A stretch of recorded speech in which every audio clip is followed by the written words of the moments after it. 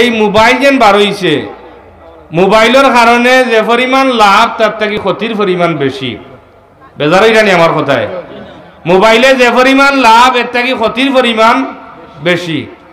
এই মোবাইলের কারণে নয়া নয়া বহুত জিনিস সকল আবিষ্কারর, নয়া নয়া বহুত মশলা সকল আবিষ্কারর, নয়া নয়া বহুত আলিমহলর আবির্ভাব করে, আর্জেন্ট আলিমহলর। এই সমস্ত জিনিসের দ্বারা যেমন লাভ তেমন ক্ষতি, লাভ থেকে ক্ষতির পরিমাণ হইল গিয়া বেশি। যেমন একজন মাইসে নেটর মাঝে ছাড়ি দিলা যেন রমজানের 1 তারিখ যেন জানাইবা এইনু সব পাইবা, তোলে যেসব সাহাবীর নাম লেখিয়া বা যে কোনো একটা লেখিয়াও ছাড়ি দিলা। কারণ আমরা তো সাধারণ মানুষ যারা, এরা তো মনে করবা যে নিকান মনে করিও আসা, আসলে কোরআনও নাই হাদিসও নাই। তো এই মোবাইলের দ্বারা ক্ষতি হইল না নি? মাত্রা না আমার বেজারই না নি, মোবাইলের দ্বারা ক্ষতি হইল না নি? মোবাইলের দ্বারা ক্ষতি হইল, লাভ থাকি ক্ষতির পরিমাণ বেশি। এশার নমাজের পরে জরুরি কোনো কাম না তাহলে ঘুমাই দিই থাকি, মুস্তাহাব। কিন্তু দেখা যায় একগুলো ভাই হল, একগুলো বইন হল, যে এশার নমাজের পরে মোবাইল লইয়া হুতিবার সময় মোবাইল যেমনে চালাইলা ইলা ও যেন রাইতু ফুয়াই যায় গিয়া খালি আস্তা রাইত মোবাইলের তোলে হোকা নাউজুবিল্লাহ। ইলা ঘটনা ইলা হয় না? এমবি বড়ই মা বাপরে রুজি করে, রুজি করিয়া মা বাপরে আনিয়া দেয় না, তার আত্মীয় স্বজন পাড়া প্রতিবেশীর লোকে বন্ধু বান্ধবীর লোকে বালা খাতির থাকে, মা বাবার লোকে বাদ ব্যবহার। হুজুরে ফরমান তিরমিজি শরীফের হাদিস, ও আক্কা উম্মুহু ওয়া বাররা সাদিকাহু ওয়া জাফা বা উইতইল কিয়ামতের আলামত। মা বাপরে দেয় না, মোবাইলে এমবি করে বাইয়াফি করে, হোটেলে বইয়া খরচ করে, কিন্তু রুজি করিয়া বিলাসিতা করে, গরর মানুষ হইলা গিয়া উপাস। তো যাই হোক, আমি যে একটা বিষয় আলোচনা করতাম সাইয়ার, যেন মানুষের দুনিয়ার জীবনের সবচাইতে কঠিন সময় হইল যে সময় মানুষের মৌত হয়, ও সময় মৌত হয় যে সময়, ও সময়।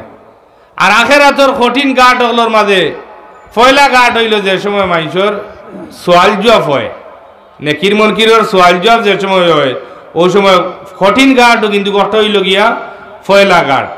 ই দয় ঘাট থেকে উদ্ধার পাইতে হইলে যে জিনিসের দরকার একটু হইল আপনার আমার ইমান হোক, সুবহানাল্লাহ। এর লাগি আপনি যদি শূন্য দেন, ক্রমান্বয়ে শূন্য দিতে তখন কোনো মান নাই।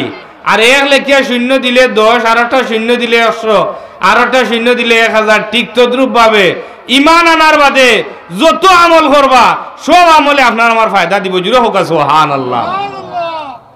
হুজুরে পাক সাল্লাল্লাহু আলাইহি সাল্লাম রে আল্লাহ পাকে যে ফজিলত দান করছেন, যে নিয়ামত দান করছেন, ই পরিমাণ ফজিলত নিয়ামত আল্লাহ পাকে অন্য কোনো নবী রাসূল দিছেন নাম।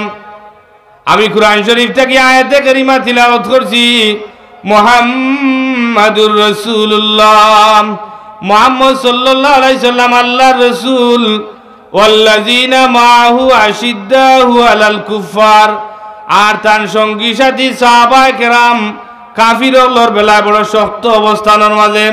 সাহাবায়ে কেরাম কাফির হলোর বেলায় বড় শক্ত অবস্থানের মাঝে। আহলে সুন্নাত ওয়াল জামাতের আকীদা হইল গিয়াম হুজুরে পাক সাল্লাল্লাহু আলাইহি সাল্লামের সাহাবায়ে কেরামের অনুসরণ করা লাগবো। কারণ হুজুরে ফরমাইছেন, ওয়া তাফতারিকু উম্মতি আলা 73 মিল্লাতা, বনি ইসরাইলের মাঝে 72 দলে বিভক্ত হইছেন, আমার উম্মতের মাঝে 73 দলে বিভক্ত হইবা। কুল্লুহুম ফিন্নারে, প্রত্যেক দল দুজখের মাঝে যাইবা, ইল্লা মিল্লাতান ওয়াহিদা, এক দল বেহেশতের মাঝে যাইবা। সাহাবায়ে কেরাম রাদিয়াল্লাহু তাআলা আনহুম বলে আরো জোরেন, ইয়া রাসূলুল্লাহ কোন দল বেহেশতের মাঝে যাইবা? হুজুরে ফরমাইন, মা আনা আলাইহি ওয়া আসহাবি, যে আমার আর আমার সাহাবায়ে কেরামের অনুসরণ করব, ও দল বেহেশতের মাঝে যাইব। হোক সুবহানাল্লাহ।